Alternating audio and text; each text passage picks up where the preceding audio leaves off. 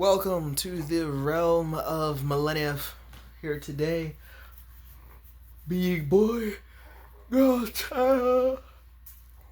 Forget that. Be man, woman, or child, spirit, creature, or maybe even demand. Be ye a native migrator, or maybe even an invader into lands. Welcome, for I am your host, the Millennium Mailman, here today. And I'll always be world building for you long after you've already begun to acclimate and fit in. So go ahead, sit back and relax and enjoy, because today is a Theater Thursday, where I go over stuff that is actually in the book and kind of better flesh it out for you, because I am very, very, very well aware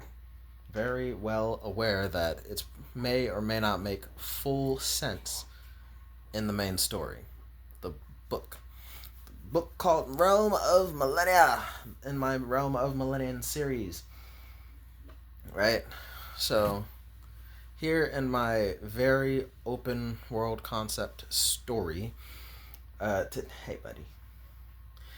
In my very open concept world that I'm making through my Realm of Millennia book series,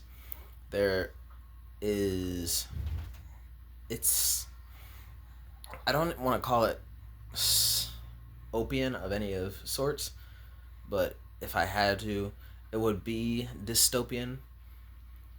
It's more of a dystopian fantasy where everything is totally perfect. It's quite literally the center of their universe, where the book series takes place is in the center of their universe, and how they expand and go out from there to the border of their big picture, right? They're the center, and the story is all about how do we create this big picture despite us. This is where we're starting, in the very thick of it, in the very center, right? So, with my dystopian book, there are a million things to discuss and go over and talk about. And in the actual story itself for the novel, I put a lot of Easter eggs to the secondary thoughts and considerations that I would say deserved an honorable mention, but I entirely gloss over those things that get honorable mentions despite me having fully thought them out in my head as what I explain on Theater Thursdays. Despite how well I articulate and have them flushed out on a Theater Thursday, they're all just considered honorable mentions, because even these things that I'm talking about are no more than little hinted Easter eggs in the main storyline, because I have so much other stuff I decide to prioritize and put into the books.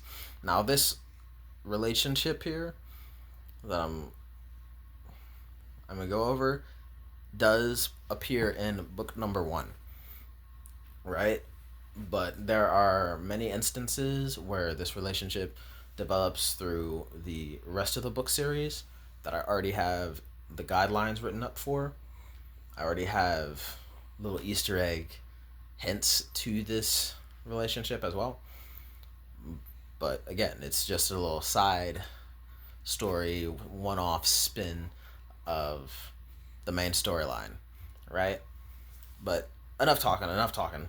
Getting back into it, the actual thing is about the whole societal community norm of real men, and like what men are, what they're supposed to be, and yada yada yada yada yada yada, right? So for these two, I can't say main characters, for these two characters that I already have fully mapped out in my head, but just aren't ever being centered on in the main storyline of the novel.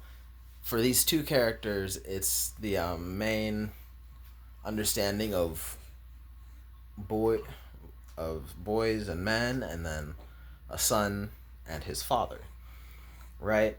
Where the whole understanding of this side character storyline and character progression and coming of age is the fact that uh, it is this father's belief that men, in order to be men, have to do something and do something with their lives and do and perform and such and such and so on forth, right?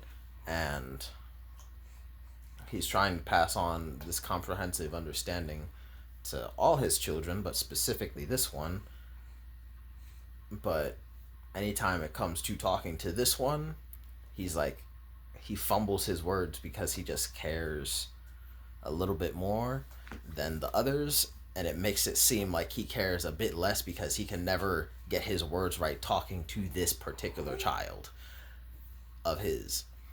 And that is what's straying their little relationship, but they both equally love each other. The love is reciprocated, but it's just the happenstance of the timing and the coincidence of them being equally tripped up and not well articulating themselves to each other. The most important people in this character progressing character interrelationship, these two family members, the father and the son, who extremely love and care for one another, can't seem to articulate themselves properly to each other directly, right? So as the father talks to his son, the main things he's telling the son is, you gotta do, you gotta do, you gotta do, you gotta do, right? But also the son coming to the understanding that, okay, sometimes I just gotta hush and listen in order to be smart, so I have the opportunity to know what it is I need to be doing. Where in other times I have this father character telling, like, say, the daughters, chill, chill, chill.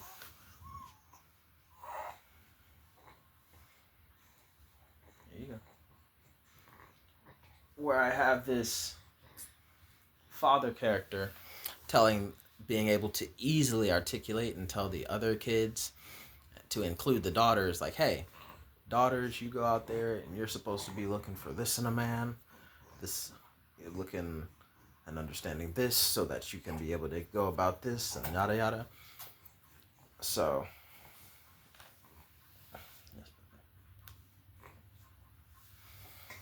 just that juxtaposed dichotomy of nonchalance being put in place there amongst the father and his children, where I have it in my mind anyway, because again, these are side characters that are not on any of the pages, just like little note pages. Not even the main, but little side notebooks. It's okay. It's okay. So, the father is rather well articulating that to the other children, especially like his daughters, that men need to be competent and capable. Competent and capable. Right? In order to be considered a man, he's got to be competent and capable. People hyper focus on the capabilities, or they tend to hyper focus on the intelligence, without recognizing that you need both in order to be considered like a real man. Because real men are capable people who are competent enough to know when they need to do and when they probably shouldn't be doing. And real men are competent people who are capable of acting on that competence. Real men, like men that actually exist, mature adults, right? Because, like, the way he articulates it to the daughters is that men were providers, were doers. We got to do things, right? The father is very, very well that was just terrible. That was a scary kick. But chill. Chill. I got plenty of toys for you, buddy. That's okay. So I feel like I'm going in loops here, but I'm sure you get what I'm talking about. I'm sure you get what I mean, right? So the father is pretty well off articulating himself between his other children and the daughter. Bless you. But for one reason or another, the father is very much tripped up as when talking to this beloved son of his, to where the son has to eventually figure that one lesson, that main lesson. Come on. He has to eventually effectively figure that out from everyone else in the world. Because the father did well about teaching and prioritizing knowledge, because one thing you can't cure is stupid, right? You can't cure stupid. So the father, the reason he loves this particular son the way he does is because he recognizes you are the smart, most competent child of mine there is. I love that. And I kind of forced you to be that because that's why I prioritized when it came to you. And it really shows. I prioritized you being the most competent you could ever possibly be. And now the only thing left to instill in you is the will to do things. I need you to do more. I need you to do, in order to take that final step to being a man, I need you to do. Great. I taught you everything you need to know. I need you to do and act on it. Right? So, from the theater side, the cinematic piece is more so this conceptualized idea of the son coming home at times and having conversation with his siblings and with his father and mother and cousins and brothers. The son being at home and hearing what they have to say, and then effectively knowing anything he really needs to know about reality and so on, and the theological and the ideological. He's got all that. So he's coming home frustrated. I don't need none of this. I need to know something different. It's like, even though I know enough, I need to know something different so I can do the things. Like, you could keep talking about this, and you could keep running your mouth about recommending more and more things I should do, but until you're actually give me something to do, this is nothing. It's nothing, right? And that's where the estrangement from that initiates this sort of prodigal son-esque archetype and vibe that I have for the son, to where he's not actually abandoning the family, but he's going off and he's seeking the answers in order to fulfill the desires of his dad, who's like, I need you to do, I need you to be a man who's displaying and has a certain level of capacity to do things, and I need you to put it on display so other people can recognize you as the man you are, that I know you can be, and so on and so forth, right? You need to do things, right? There are plenty of people who are capable of doing things, but they don't know nothing. They're man children. They're not men. They're not actually full-blown men. They're just men in the sense of the word. They're not full-blown men. They're just bigger boys. It's like, I want you to be a man. I need you. I already taught you everything you need to know. I need you to do everything you need to do in order to get publicly and socially recognized as the man you are. And even if God forbid, no one else ever recognized you, I just want you to do it so I can give you the validity and affirmation that you are the man. I want to be able to sit here and like, you did it. You did it, son. You're the man. You're the man now, right? But until you perform, I can't. I can't reliably say that you actually can do anything you need to do to be called a man, right? And that's the whole piece there. So we go through the whole story and we go through the whole archetype of the father and son and their estranged relationship, and the son is going out to all the world, to these guys, to those guys, and his search and journey of finding out what it is he's good at and what it is he can do or should be doing. And he feels pressured in order to ask a whole bunch of other quote unquote men for what it is that he is doing wrong, what he should be doing, what he needs to be doing right, what he could be doing better. And that leads him down the road of saying like, hey man, you're overthinking things. Hey man, you're trying to do too much. I need you to sit back, relax, and shut your brain off sometimes. Just do it. It's like, you got a job, right? Just do it. Don't gotta think about it. Don't think about this and the negative that. Just do it. Don't.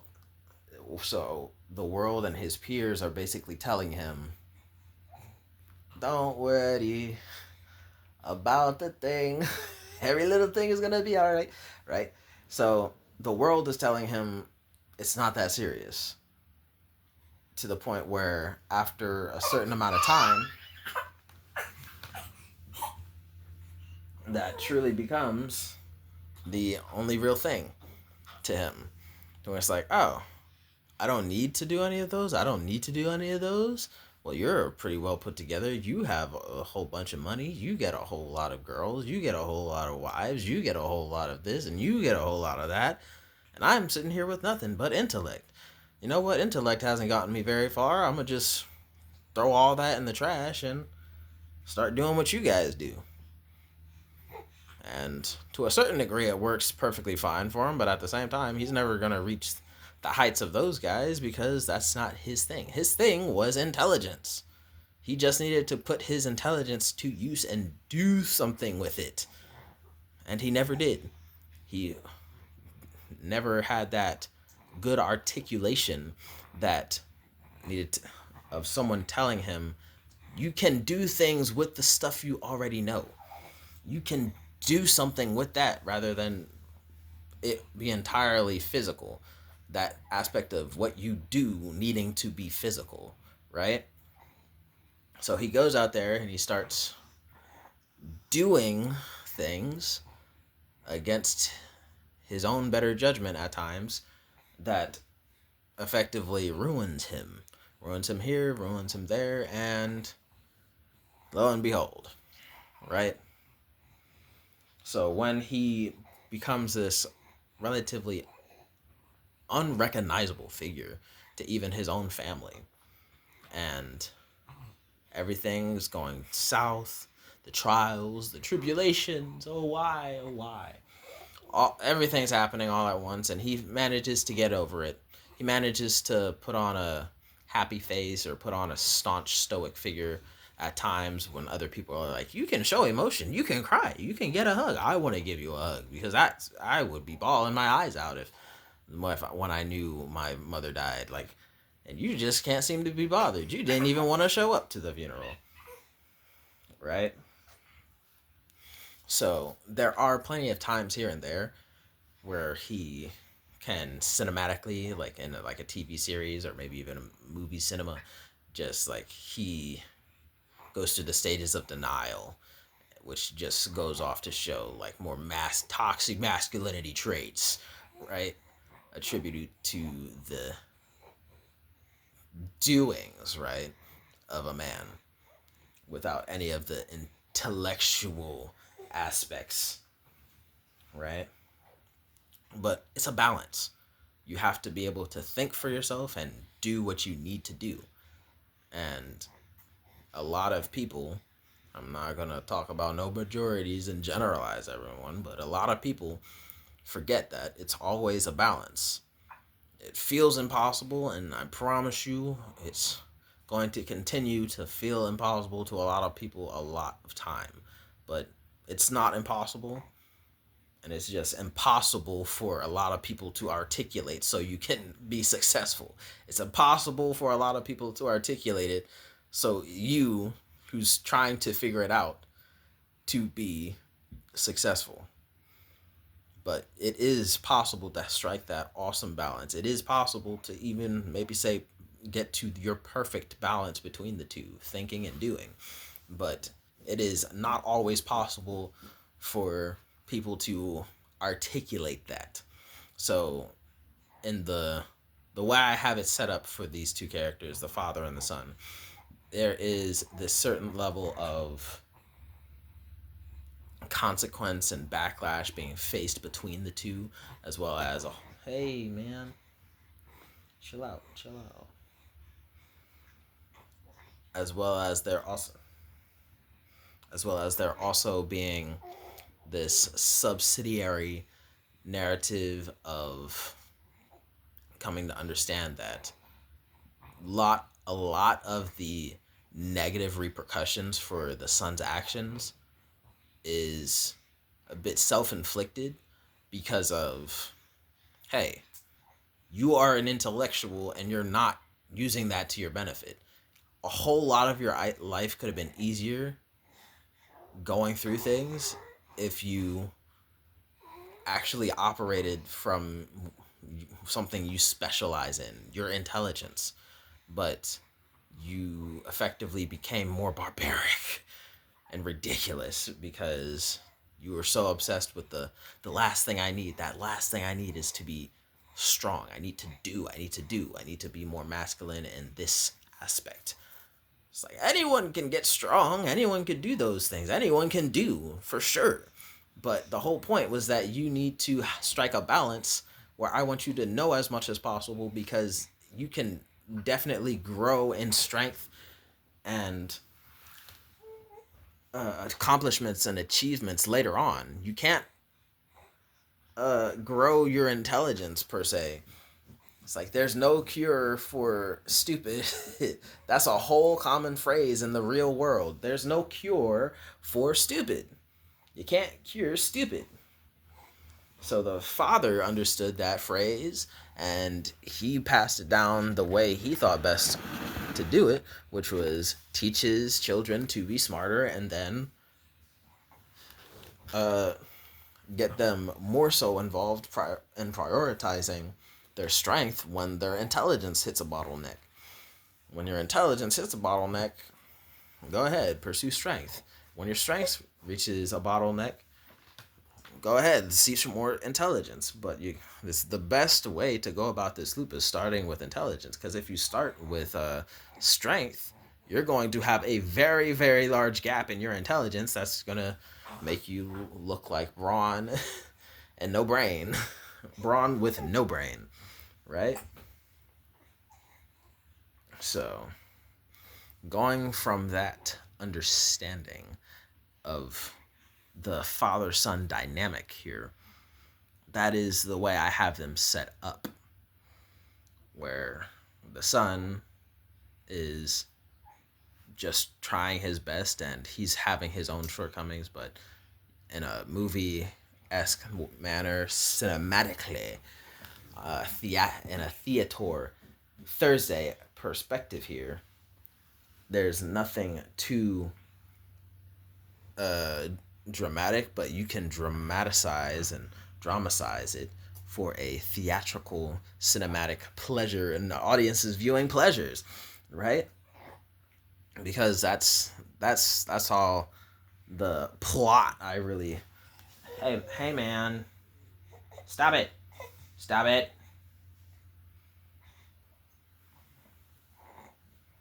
Love you too, buddy. So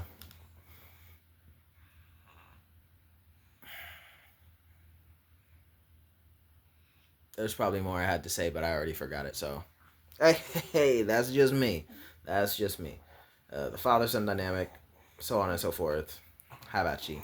Be man, woman, child. Like the video. Comment down in that comment section down below. Any questions, comments, concerns. I'll always read them, the comments as much as possible.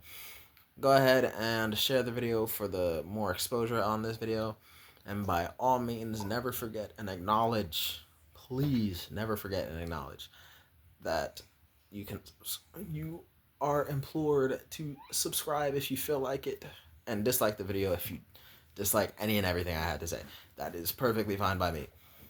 I don't do the channel for the likes, follows, and views. Those are just added bonuses because I'm more so doing it for the hype and exposure of the book I'm writing and I'm going to be publishing. Okay, guys, it's okay. Like the video if you like. Dislike the video. It's all engagement here, and that's okay. But hey, that's just me, your Millenia mailman. Hope you enjoy and have a peaceful day. Bye bye.